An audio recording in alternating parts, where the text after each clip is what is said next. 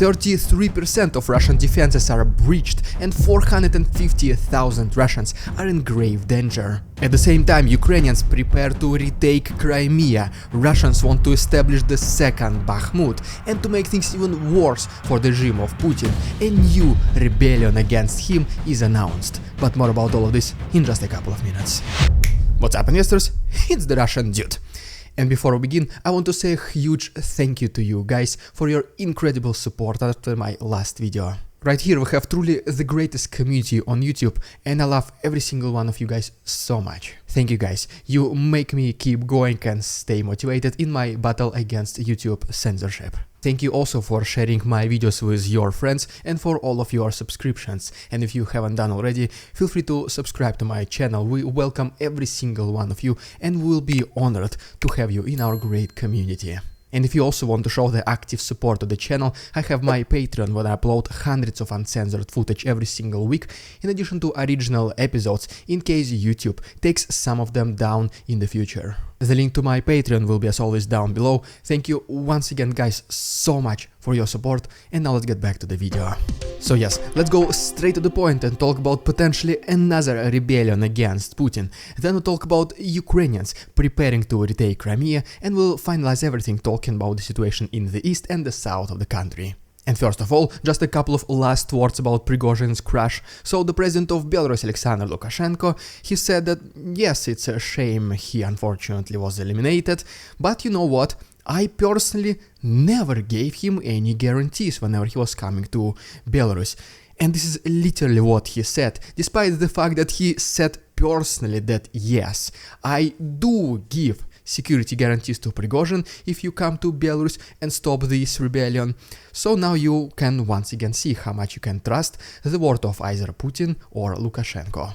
And then he also made another outrageous claim, saying that he knew that there was supposedly an elimination of Prigozhin in making. He notified Putin about this attempt, and Putin then in return notified Prigozhin. Just think how ridiculous is this. Do they live in another world? I have no idea, let me know what you think. Another statement about Prigozhin came to us from the president of Chechnya, Ramzan Kadyrov, who in the past was the greatest friend of Prigozhin, then he was considering him the greatest traitor, and basically what he said is that yes, it's a shame Prigozhin is now eliminated, same script as every politician is following, and then he said that I warned you, Yevgeny, stop pushing your ambitious goals in power of Russia, you will get burned. I warned you, Prigozhin, now look what happened. Both Alexander Lukashenko and Ramzan Kadyrov were obviously covering up for Vladimir Putin, saying that he had absolutely nothing to do with this incident, but obviously, as we all know, including Western media such as for example Institute for the Study of War, they are pretty much 100% confident at this point that this was Putin behind this elimination, and one of the main goals will be to show other future potential rebellious people that you should not threaten Putin's power. But it does not stop other groups of people, so you already know the Freedom of Russia Legion, and something a similar opposition group to Putin is called Russian Volunteer Corps. And recently they released this extremely interesting video addressing the remaining Wagner soldiers, saying them that if they want to join Russian Volunteer Corps in their march against Moscow and rebellion against Putin, they have to do it right now, and they should be very confident in doing this. And in case they will do it, they just have to be extremely serious, because there will be no turning back. As you can already see, Putin never forgives traitors, and all these talks about security guarantees are just lies. So they do have to work hard and plan every single little detail if they want to have a good chance at succeeding. And speaking about work, the Labor Day is coming, so my question to you is, have you already selected a present? And what can be a better present other than a nice and classy wallet? And no, I'm not even talking about this one, because this was fancy and schmancy like a decade ago. I'm talking about ultra slim wallets by Exter. And just take a look how slimmer they are. This is just absolutely incredible. It holds everything you need. With this quick release button you can access all your cards in the middle, and then there is a section for them in the back. You can also hold some cash under this elastic strap. This particular Exter wallet I'm holding right here is made out of space grade aluminum, but if you want to be even classier, look at this bad boy. Ooh, and the smell of the leather, oh. And it is also equipped with the RFID protection, so the Russian hackers cannot steal your credit card information. And speaking about protection and security, how many times you lost your wallet, at least temporarily? You had a heart attack and wished there was some kind of a tracking device. Well, believe it or not, Exter got you covered here as well. With this solar-powered credit card size tracker, which only takes 2 hours in the sunshine to charge for 3 months, you will be able to track your wallet globally. And as soon as you're getting close to it, just press this button and it will start ringing. And now is the most interesting part. No, not my red lobster flip-flops. Speaking about Exter, because the Labor Day is coming and Exter is offering you up to 25% discount if you use my link down below, which is shop.exter.com/the Russian Dude. Or you can simply apply code DUDE at checkout. And honestly, at this point it is a no-brainer to get these wonderful wallets or accessories, which I'm personally using, at 3/4 the price. And this is also one of the best ways to support the channel, so please hurry up, get your Labor Day presents, and don't forget to use my link down below, which is once again shop.exter.com/the Russian Dude. Thank you so much Exter Wallets for sponsoring this video, and now back to the program.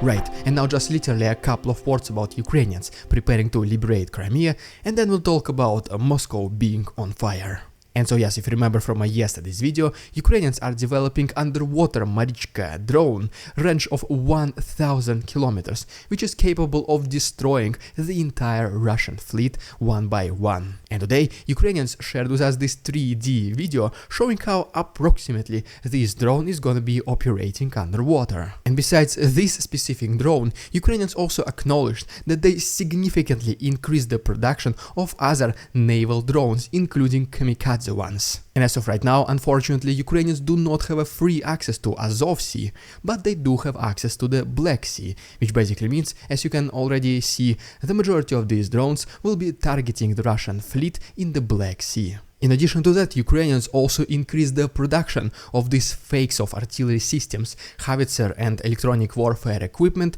which is basically designated to make Russians waste their missiles destroying these fakes, including the defense capabilities of Russians in the south, because whenever Ukrainians send real combat vehicles and machines, Russians will have significantly less missiles to defend from them. But we're not stopping here, because Ukrainians continue to excel in the usage of the Western military equipment, such as for example this Czech air defense system called Cube, which already reportedly intercepted at least 10 targets. And ultimately, Finland is about to pledge another military support package to Ukraine worth of 94 million euros.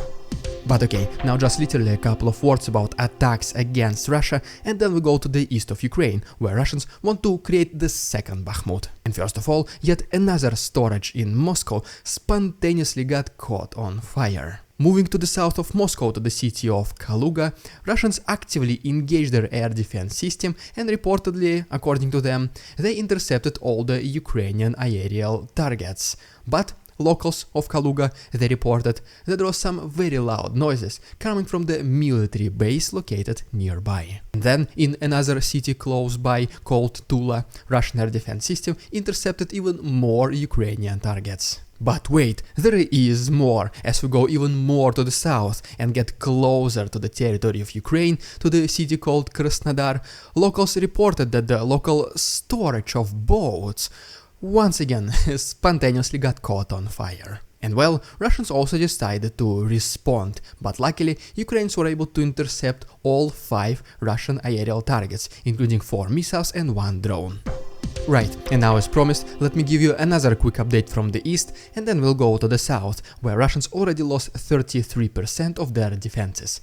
And first of all, as always, according to the report by the Institute for the Study of War, Russians and Ukrainians engaged in combat activities along Kupiansk-Svatove-Crimea front line, with neither of the sides achieving any success. But speaking in more details about Kupiansk, Russians are bringing a lot of artillery close to these front lines. Reportedly also 30,000 more new soldiers appeared in approximately this area, which basically it looks like that Russians want to create the second Bakhmut in this area, potentially trying to advance to the city called Kupiansk. And in response to that, according to the Ukrainian side, the local authorities will increase the mobilization in Kharkiv region, trying to resist this another invasion. But speaking about Bakhmut itself, every single day combat activities they continue inside this settlement, and right here is yet another video of Ukrainians pushing the positions of Russians and being quite successful in doing this.